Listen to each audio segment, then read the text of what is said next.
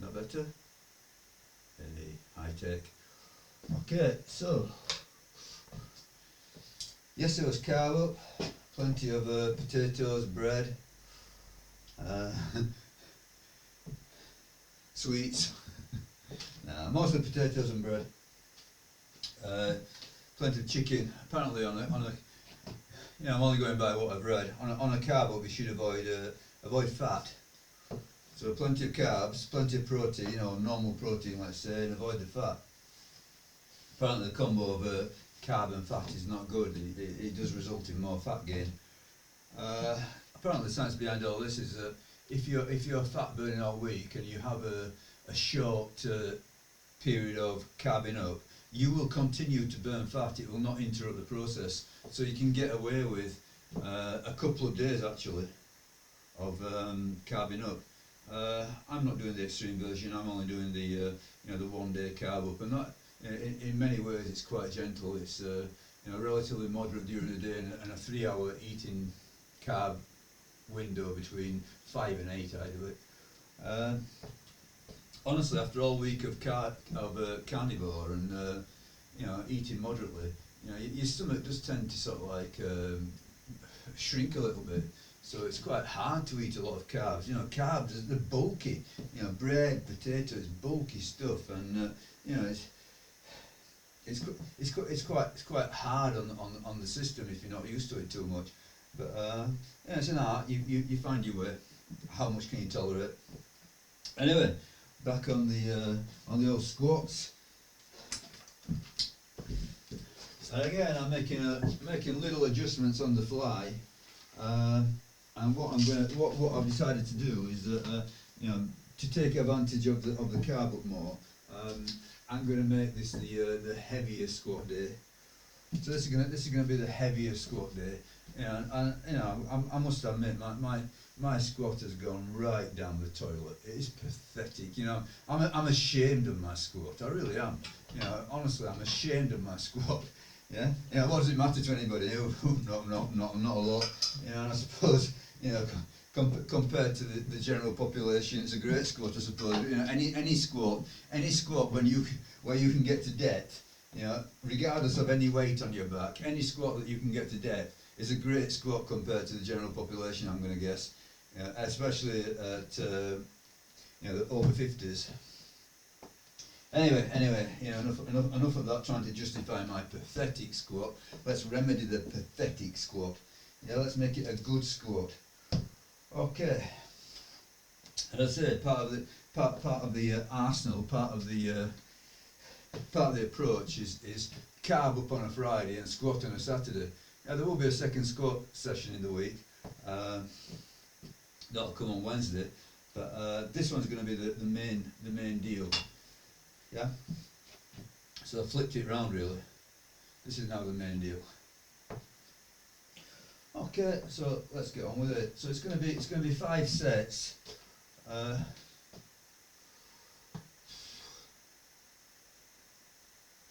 Yeah, go on, 5 sets, yeah. 5 sets. I was just floating the idea of maybe 10 sets, but 5 sets, we'll say 5 sets. 5 sets, I'm just going to feel my way to the top set. It's not going to be anything to brag about at all. As I say, and I really mean it, I'm now ashamed of my squat. I could never imagine when I was in my 40s that my squat would descend to such such depths. I don't mean that I'm going low. I mean that it's pathetic. However, I am going to remedy it. Okay, mindset, isn't it? It's a mindset. Squatting's a mindset. Yeah, I am going to guess that the foundation is there. I think that I've still got a lot of the muscularity. Mind you, thinking about it. No, I haven't. I've got some muscularity. The muscularity that I've got, indicates to me that I should have a far better squat than I've actually got. But the neural factors have all gone. The mind-muscle connection's gone. So that should come back quickly. Okay, that's a nice deep squat. I'm squatting to to a box, let's say, call it a box, it's really a bucket with a weight plate on top of it, but I'll call it a box. Okay, the purpose of the box is not to sit on it or to unload or anything like that. If I sat on this box, it'd probably buckle. It's just a plant pot, plastic plant pot.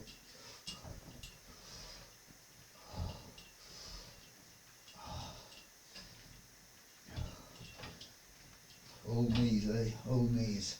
And I think that's that. You know, if I'm going to say what my excuse is for my pathetic squat, I think two factors really. Old knees, hurting knees when you push it. And doing last year, I did a tremendous amount of cardio. The squat was ignored to a large extent. Did a tremendous amount of cardio, and I really think that there is a certain leeway for tolerance, but you can't do too much. You know, I was doing 2-hour runs, that sort of thing, on a regular basis. 2 hour, I think I got up to 3 hours on the bike thinking about it. And I don't think that is compatible with building your squat up. You know, it's debatable. But basically I did a lot of cardio, squat neglected, and now I'm trying to move the pendulum the other way. Okay, last time I did this setup, I did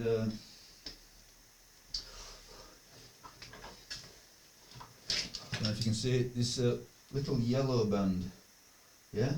So I did 60 kilos on this little yellow band. This time I'm going to do 60 kilos with this heavier, more difficult red band. Yeah, you might think, you know, why not just put weight on the bar?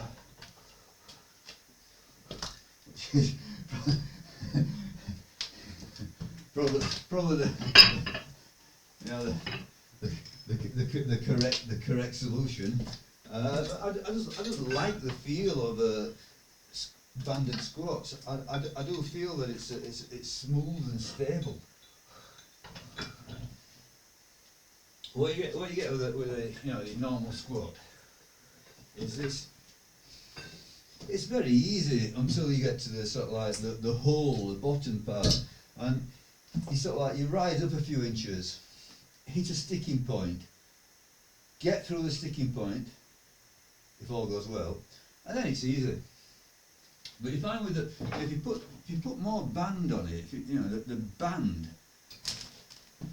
it creates a more even movement. So yeah, it's still hard at the bottom, but as you're rising up, it remains quite hard. Probably swings and roundabouts. Probably very little advantage whichever way. I'm not concerned with 1 rep max. I'm not trying to be a powerlifter. So in my mind, being able to get out of the hole with an extremely heavy weight for 1 rep is irrelevant at this point in time. Okay, I'm going to get the belt on. So I've got the old knee sleeves on. Now the knee sleeves, I don't think they'll give me anything really. If I, you know, in fact, probably will do it. You know, in subsequent episodes, subsequent sessions, you know, I might put the knee sleeves on at the beginning and then just take them off eventually. I don't think they make any difference as regards the weight lifted. You know, I bought these knee sleeves when I was about 105 kilos in body weight. Yeah, I mean the highest I got to was 108, which I work out to be about 238 pounds or so. Yeah, that's the highest I ever got to. I never competed beyond 100 kilos, 220. But yeah, I bought these when I was substantially heavier, and you know they're not tight fitting or whatever. But I do think they give it, you know, to old crappy knees. They do give a bit of relief. I think they just warm the joint up. Okay, I'm going to leave it on hole 5. I did get to hole 6 last week. Now, hole 5 is pretty loose. It's easy on, easy off. I put it on hole 6 last time. I probably will do it during the week. Yeah, but that's hole 5. So I'm going to say post carb up, day after. I was leaving to hole 5. It's not tight.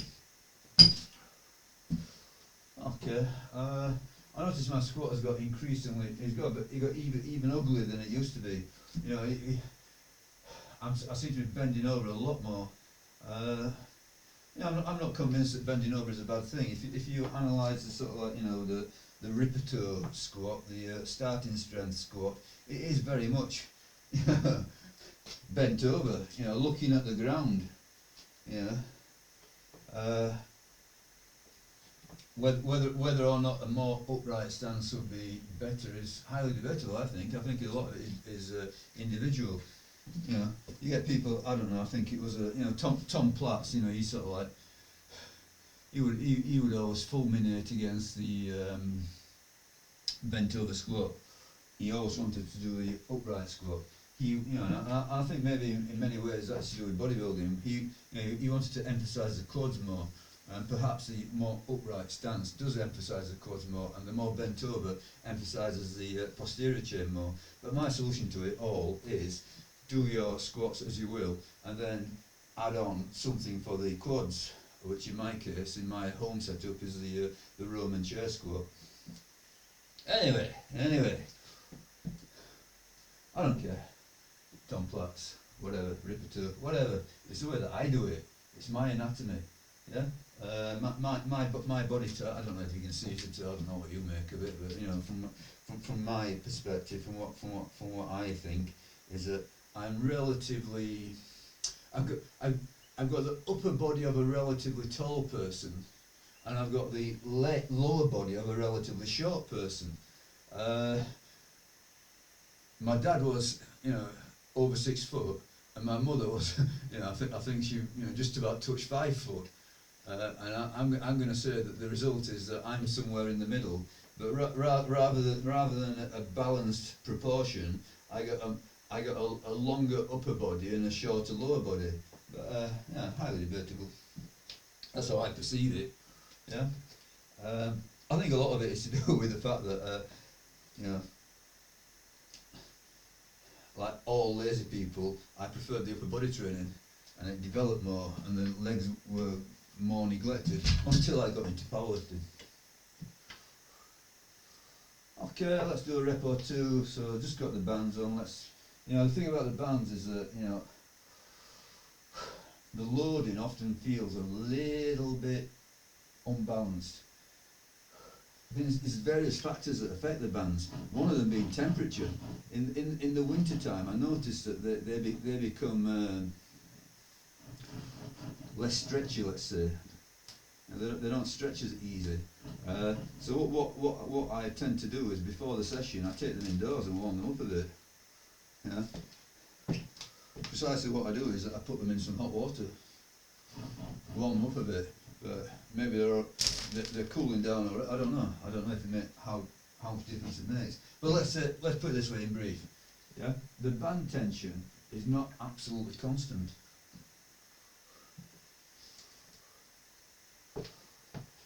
Okay, let's try and get under this bar. Yeah, when you're not used to it, this position it's a bugger. Yeah, it's a quite low bar, I think. I don't know what it looks like to you.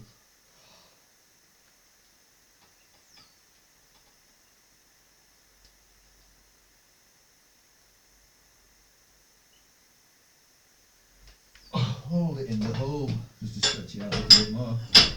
There we go. Yeah.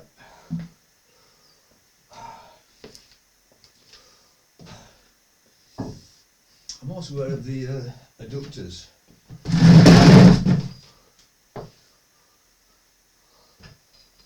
This part.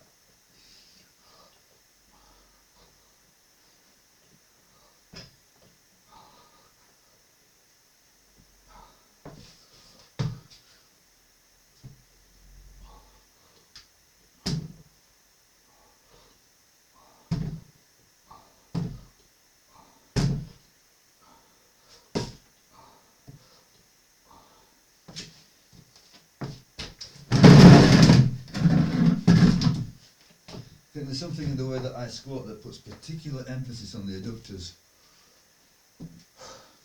Okay, I'll just put do another rep, I think.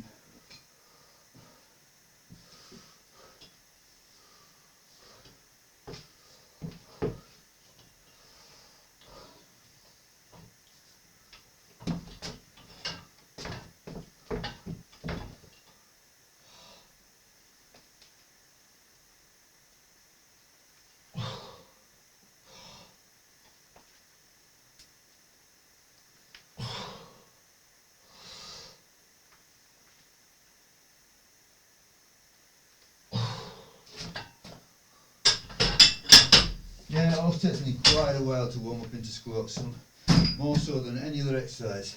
You just have to go through it. Okay, I'm going to put a full load on, which is not much.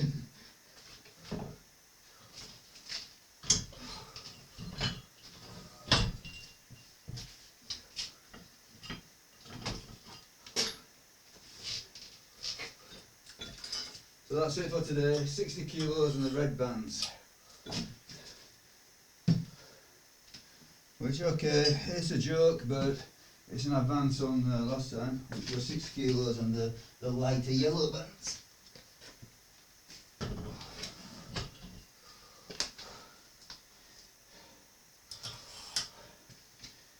And as I say, early days, we'll get there. We'll get better. I'm not sure how far I want to take these squats. We'll see, we'll see. Give it a bit of time.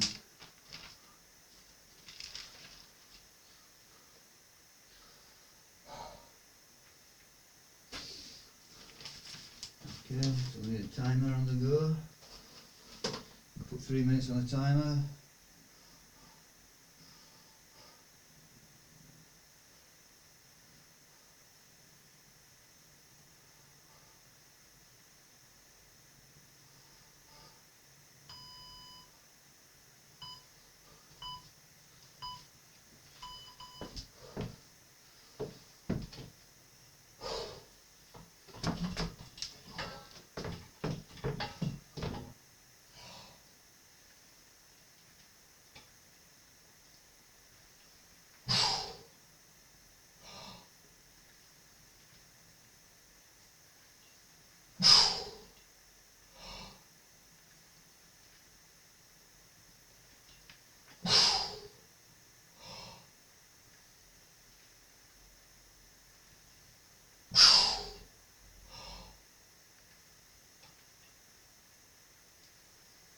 Oh, okay.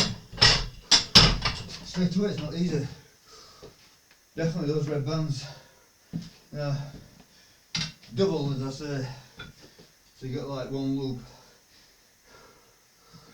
2 loops either end of the band, doubled up. Yeah. So yeah, even these puny weights really, they're not easy for me. So hopefully we'll remedy all that. Give it a little bit of time. Just keep going.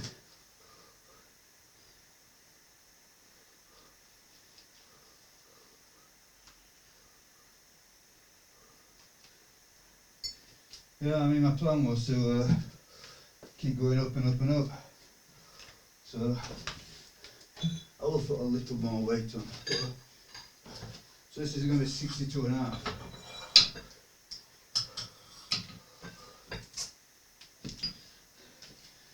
So yeah,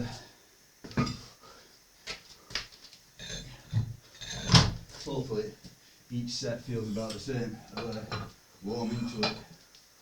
That's 62.5. Who knows? Feel your way. That's all I'm doing, feeling my way.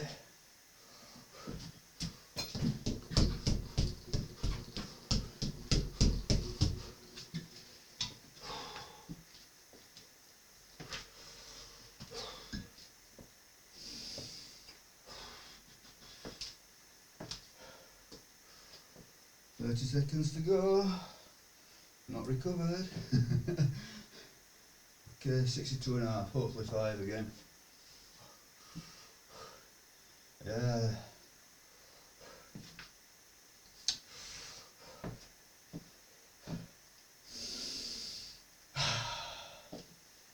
It'll all come, it'll come.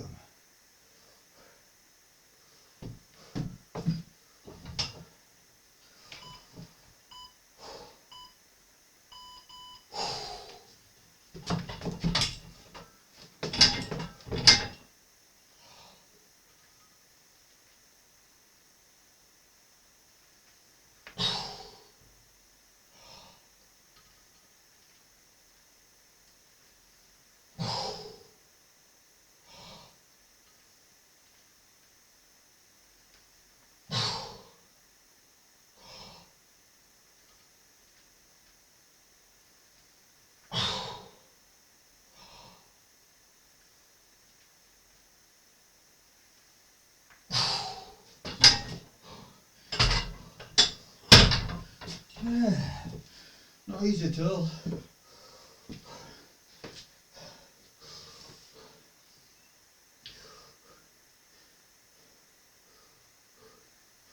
Okay, put a tad more weight on. Don't know why, I don't need it. What I'm going to do.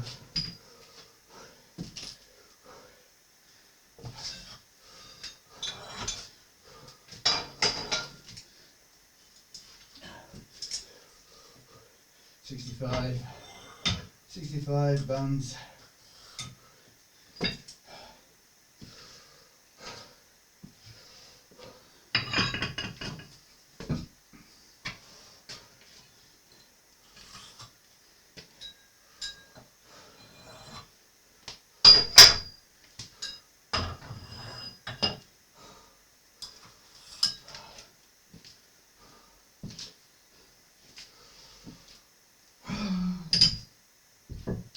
The squat of shame. It really is. It really is.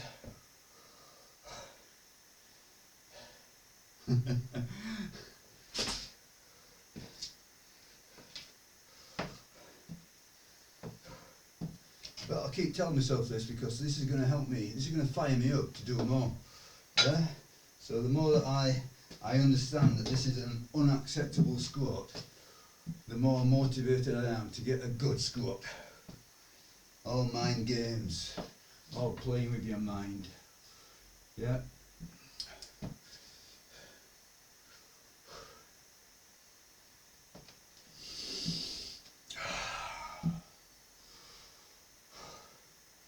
Five reps.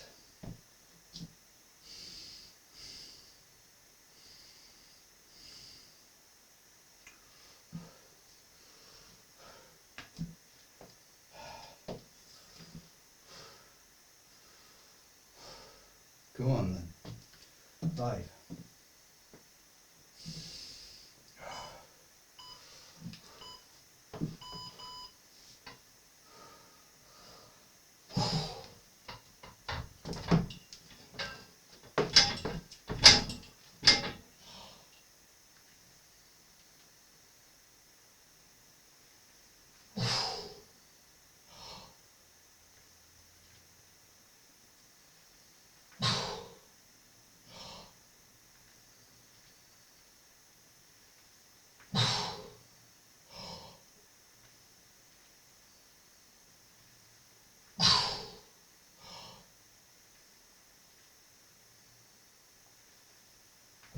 Okay.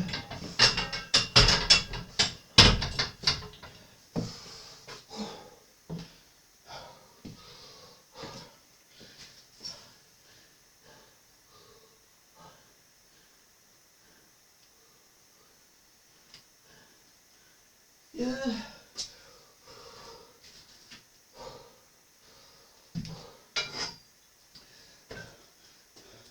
Put the biscuit back on. 67.5.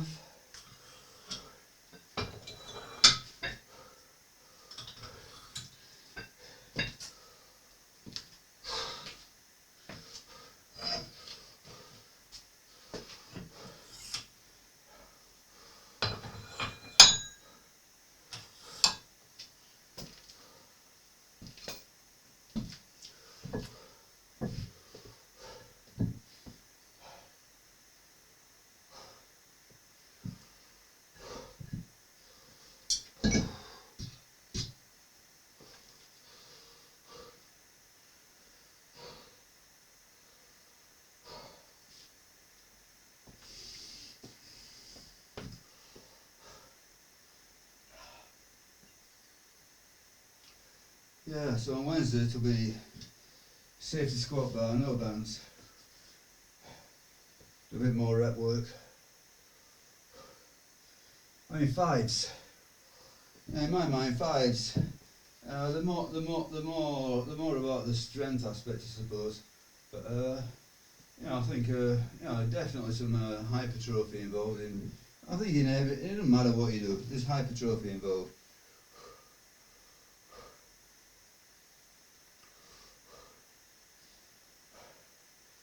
But definitely, if you go below 5, then it's more. I think it's more neural. It's more getting getting the system to fire and explode. But no doubt about it, you know, you could do singles and still get hypertrophy. You know, there are certain programs where you just do 4 or 5 singles every day. Easy singles. Come on, 5.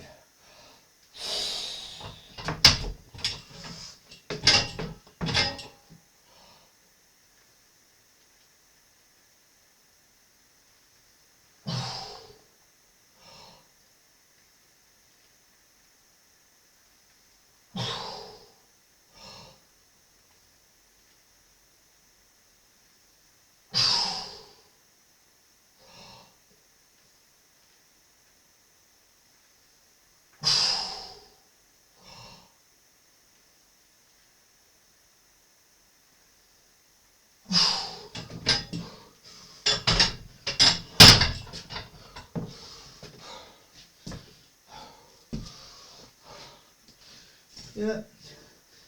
So last set, the nice round number of 70.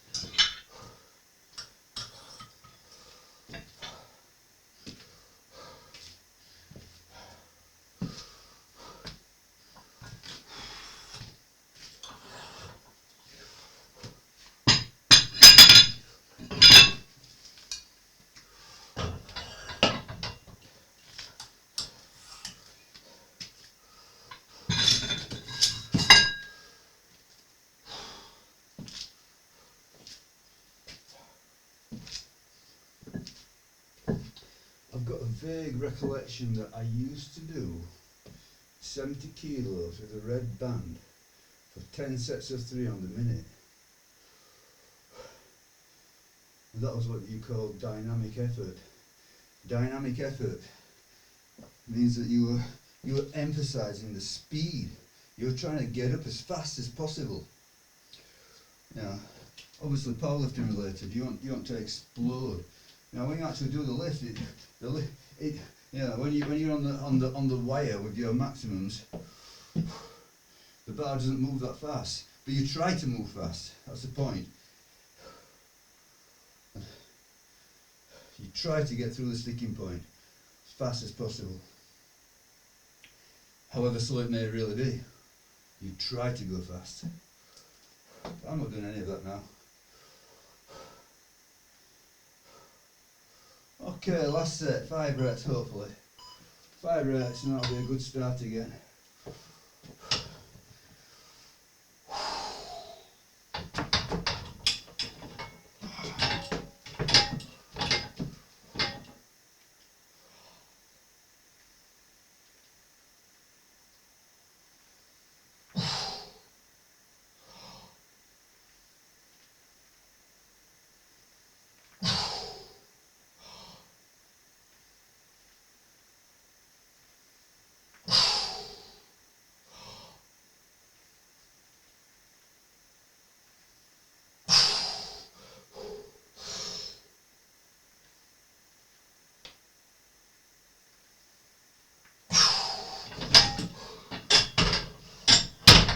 Okay, 5. Yeah, I'm not going to pretend I found those very hard, even with those little weights. Okay. This is the reality of aging. I'm being a lazy bastard. As I say, spent last year doing a lot of cardio. It's one of those things, you do a lot of one thing, it gets stale, you lose your appetite for it, you get all sorts of little nagging injuries that don't go away. Yeah, you're constantly working on an ever more soreness. Now, regardless of what you do whatever. Yeah, I could say something about curling. You know, I pushed the curls and pushed and eventually I ended up with a bad elbow. You know, the clever thing to do would have been not to push, but I did. Yeah, same. You know, exactly the same with the cardio. Push, you get back.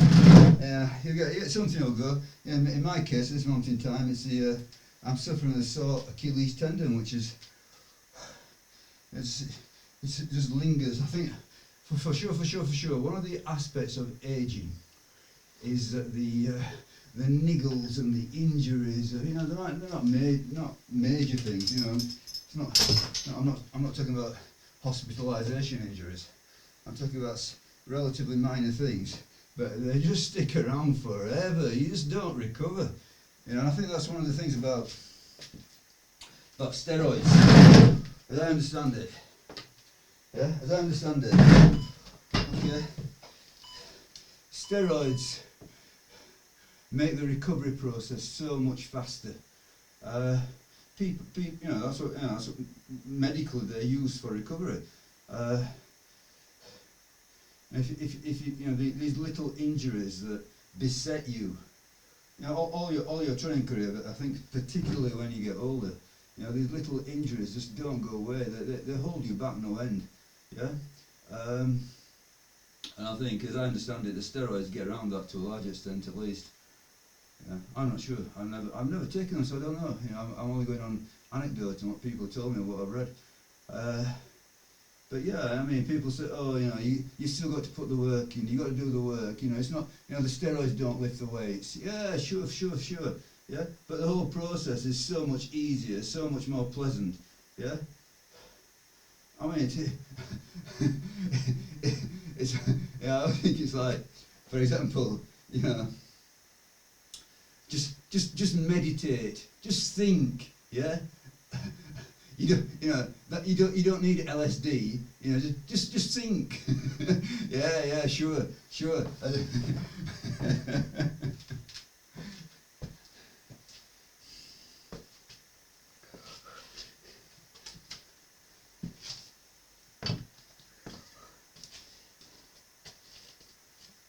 Yeah, I think you know the steroid users. You know, a lot of them. Yeah, I don't know. So, in my experience, you know, I think.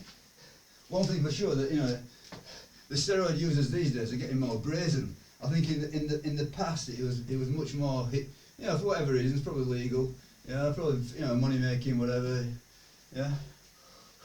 Probably maybe they could get away with it more. But in the past, the whole steroid thing was much more hush, don't talk about it, you know, don't admit it. And then you got this sort of idea of, well, I only take a little bit.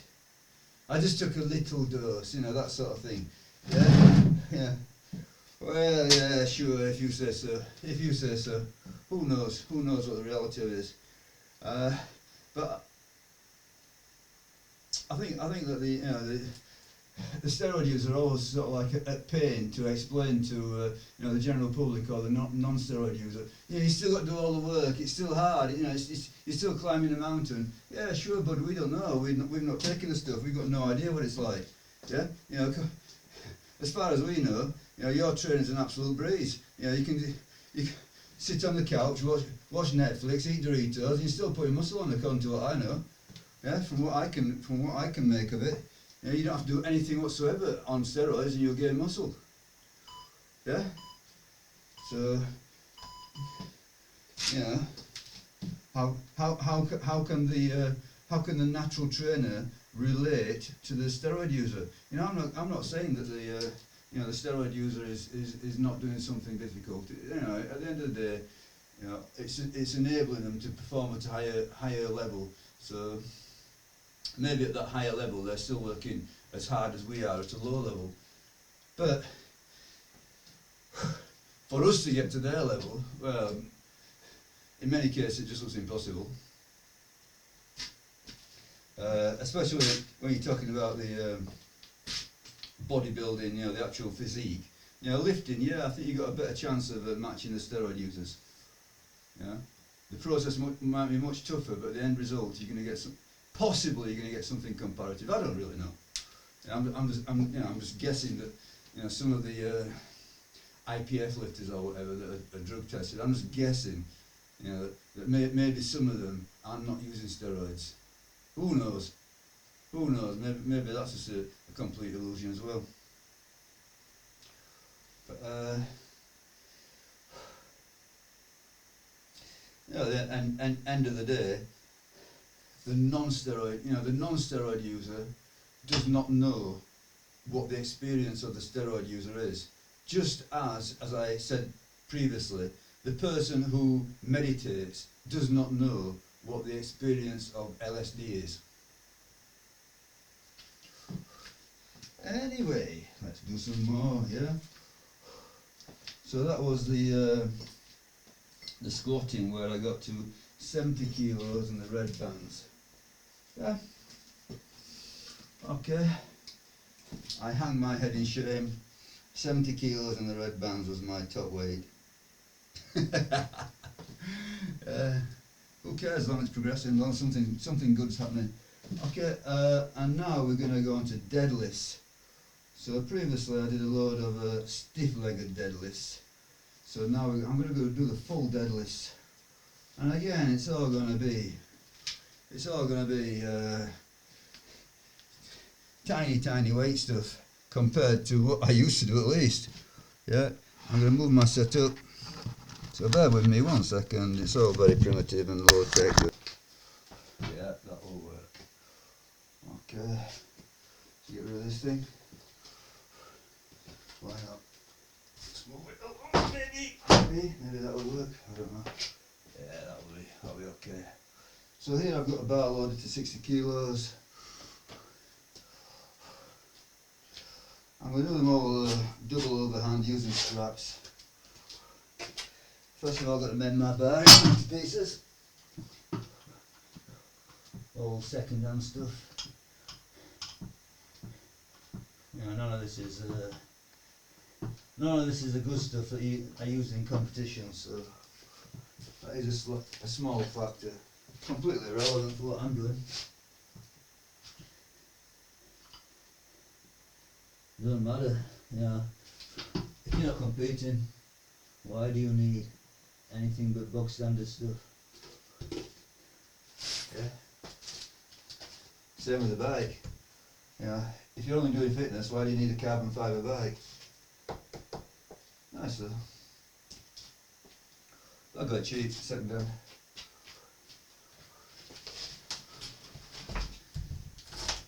Straps. So yeah, that's a nice 60 kilos for a rep. I haven't done a full deadlift for a long time. A few stiff-legged deadlifts just for lots and lots of reps, EMOM style. Not a proper deadlift for a while. I believe the Olympics on. Maybe later on in the process I'll go flat.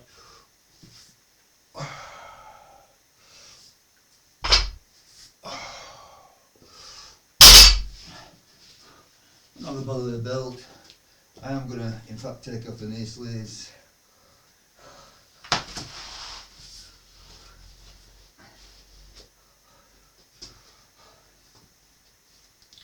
Find they get in the way a bit. If you slide the bar down your legs. Okay, that's 60 kilos. I'll go straight to 100.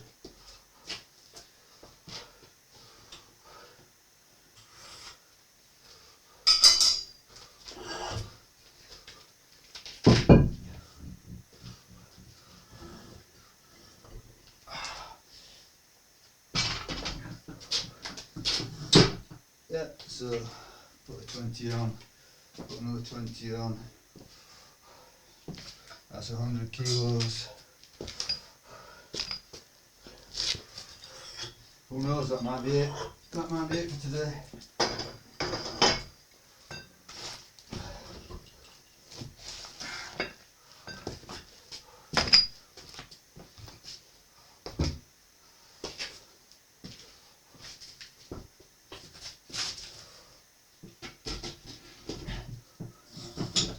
So that's 100 kilos. Just feeling my way, see how it goes.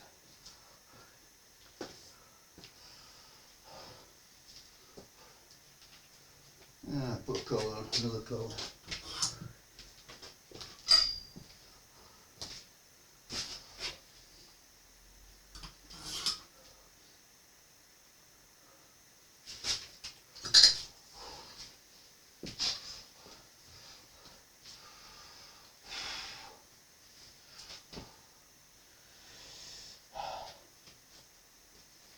Yeah, I'll probably record these squats and deadlifts, and I'll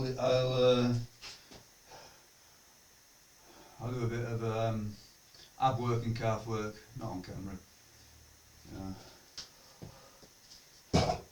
Squats and deadlifts are slightly more interesting to watch, I suppose, or for me to watch even.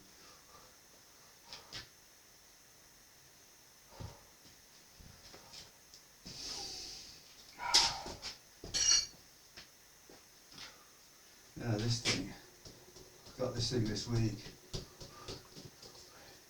So it's like the Rocky film where he's chasing the chicken.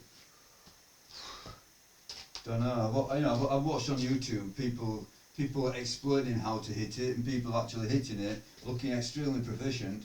The explanation so far has not given me much of an advantage. Maybe it's just one of those things that you simply have to do it.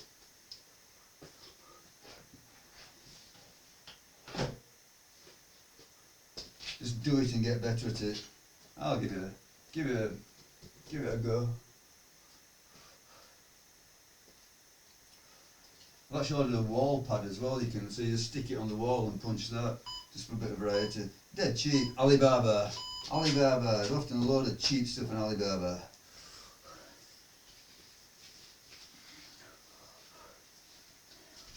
Okay, let's get about 5 on this maybe, we'll see. Okay, double overhand.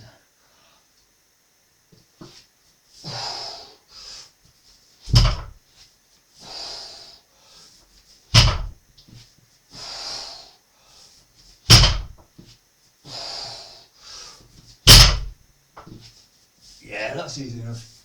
Yeah, a bit more there, I think. I don't want to push it too hard. As I keep saying, he who fights and runs away lives to fight another day at this game. Yeah, there's not much reason to.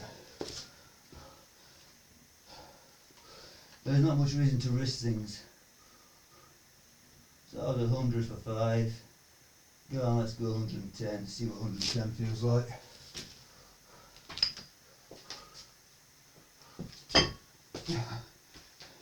Yeah, I imagine there are plenty of you watching this. Or let's say, there aren't plenty of you watching this, but the majority of you who are watching this, let's put it this way, the majority of people watching this, they'll be looking at these weights and thinking, hey, that lad, it doesn't look small enough to need to be lifting so light. Yeah? And I fully agree with you. Yeah? These squats and deadlifts are pathetic. But it's not how you start. Having said that, I don't know how far I'm going to get with it, but hopefully a lot further than this. Yeah. I mean, I remember very, very clearly doing 240 for 4. That was a good. That was, that stands out in my mind.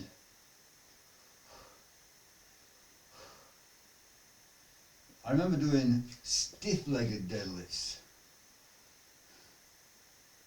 200 for 7, I think.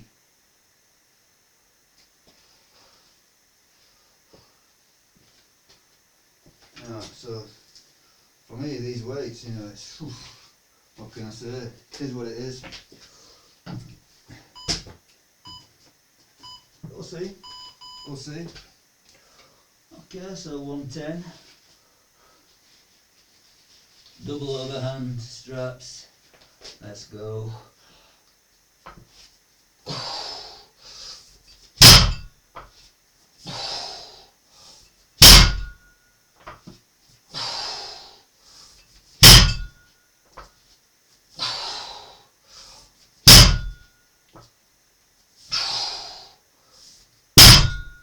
Okay, nice pause between each one. Go on, put another 10 on. 120.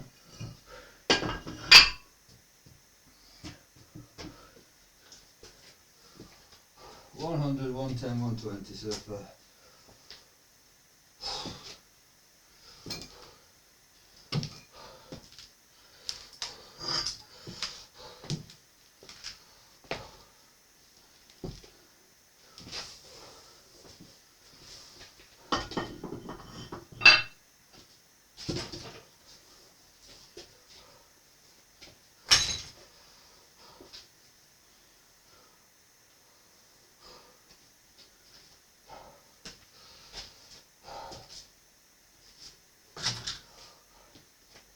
Yeah, I always felt with the deadlift I had unfinished business, but yeah, that's life.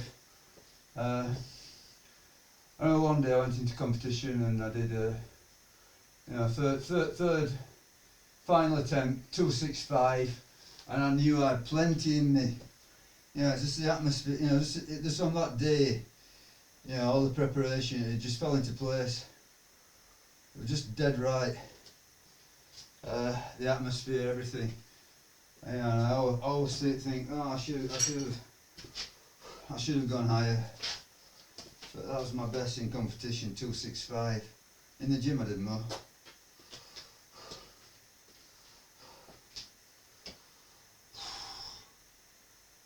But that was hitching, that sort, that thing where that strong man when he hit, I don't think it would have passed.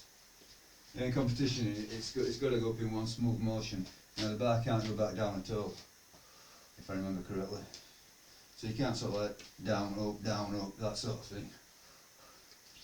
It's got to keep going up. One smooth motion. Okay, another set of 5 hopefully.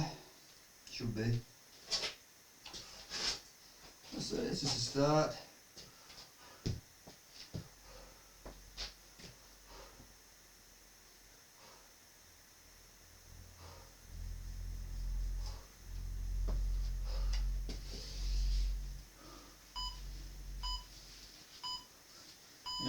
I'm weighing under 80 kilos. So even these pathetic weights are still, this is 1.5 times body weight, which it's for reps. So it's still pathetic, but.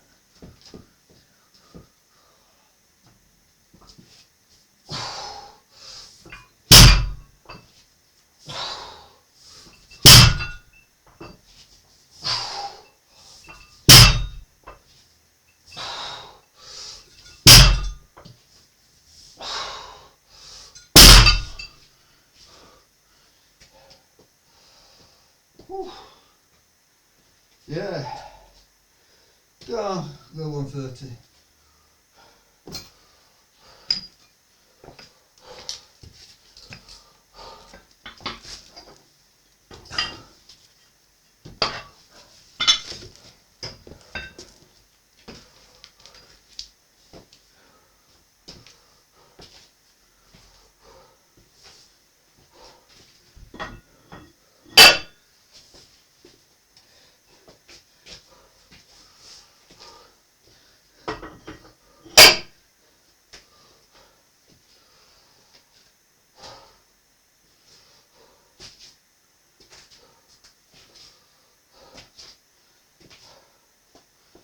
think possibly my best deadlift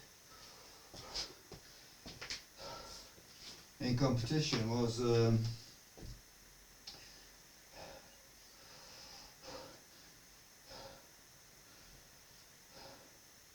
when I started back in powerlifting, the first competition I did, and I dieted down quite a bit. So I competed at 79, which is not very far at all from where I am now.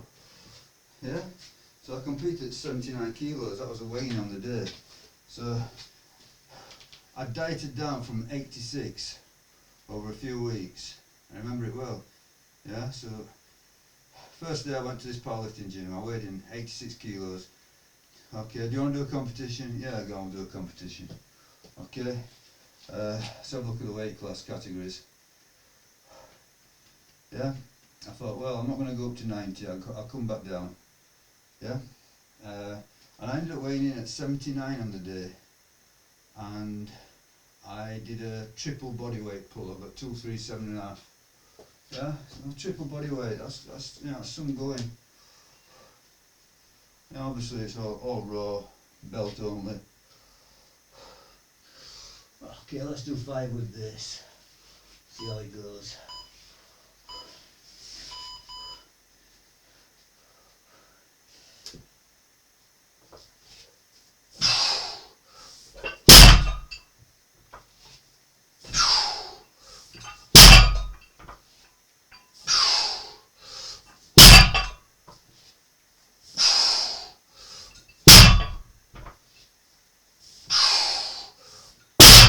Hey.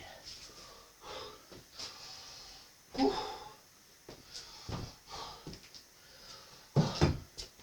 Not so easy now. Definitely catching me on that one. So that's 100, 110, 120, 130 for 5. Go on, just for fun. Well, I found that quite difficult, so what I'm actually going to do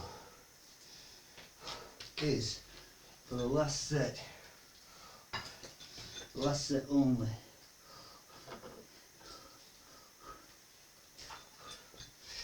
if I can.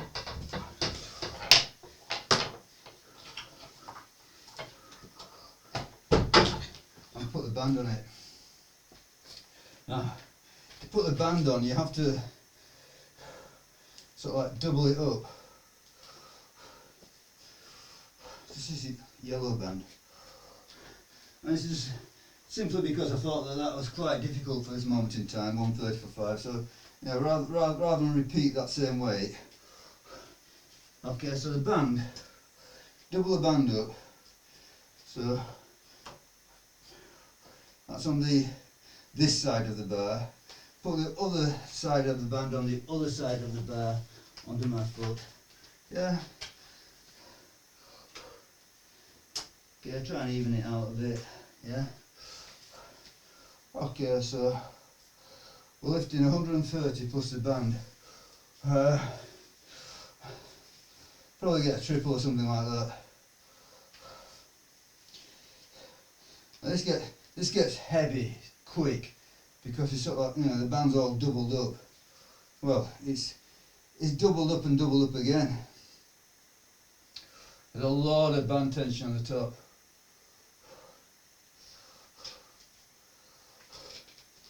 I say none of this is a necessity, none of this is something that you need to do. It's just keeps it a bit psychologically stimulating, I suppose. Varying the stimulus. Unaccustomed exercise, there's an argument for that. Yeah, a bit more variety. Okay, getting the straps on now is going to be difficult. We'll do it. We'll get there. Don't worry. Okay, double overhand. Let's see what happens. Oh!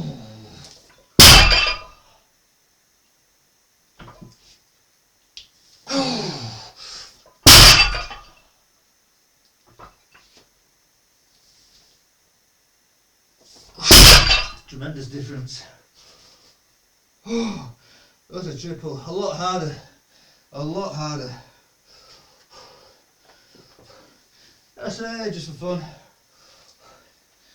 So you think about it, you know, the band was doubled and then it was placed over the bar.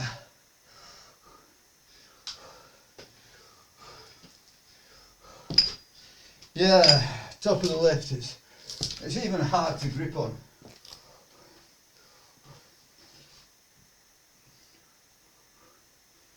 Yeah, so I suppose that's all in the category of playing around. But yeah, good.